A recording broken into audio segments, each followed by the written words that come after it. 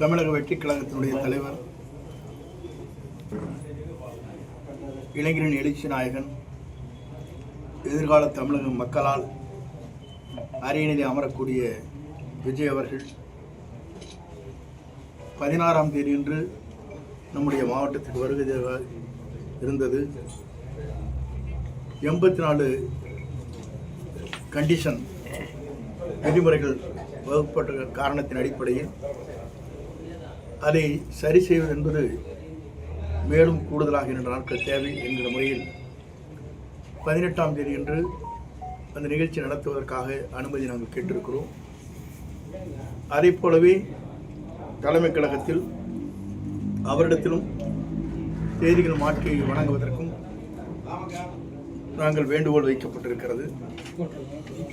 ஆகவே இந்த நிகழ்வு என்பது இதுவரையும் தமிழகத்திலே இல்லாத ஒன்று. 84 விதிமுறைகள் என்பது பல்வேறு விதிமுறைகள்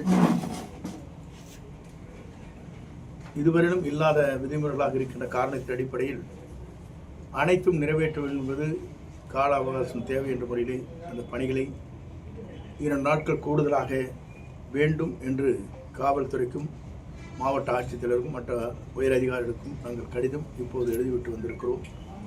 தலைமைக்கும் 2 நாட்கள் கழித்து 18ஆம் தேதி என்று நீங்கள் வருகிறால் மிகவும் சிறப்பாக இருக்கும் என்று அவரிடத்திலே நாங்கள் கேட்டிருக்கிறோம். ஆகவே இந்த நிகழ்வு என்பது வருகின்ற 18ஆம் தேதி என்று சிறப்பாக நடத்துவதற்கு நடவடிக்கை நாங்கள் மேற்கொண்டு வருகிறோம்.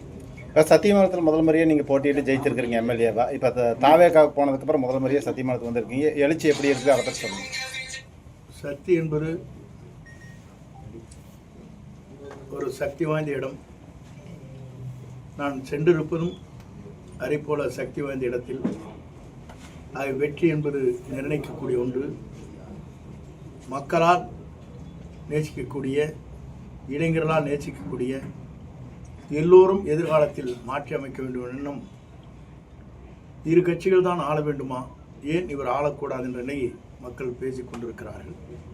அந்த வெளிப்பாடாகத்தான் வெற்றி என்ற இலக்கை 2026இல் நம்முடைய வெற்றி நாயகன் வருங்கால தமிழகத்தை நல்வழிப்படுத்துவதற்கு அருகில் அமரப்போகிறார். தாவேக்கானுடைய வாக்கு வங்கி வந்துங்க எந்த கட்சியை பாதிக்க போகுது அதை பற்றி சொல்லுங்கள். சட்டமன்ற தேர்தல் இப்போது அதுக்கு சொல்வதற்கு வாய்ப்பில்லை.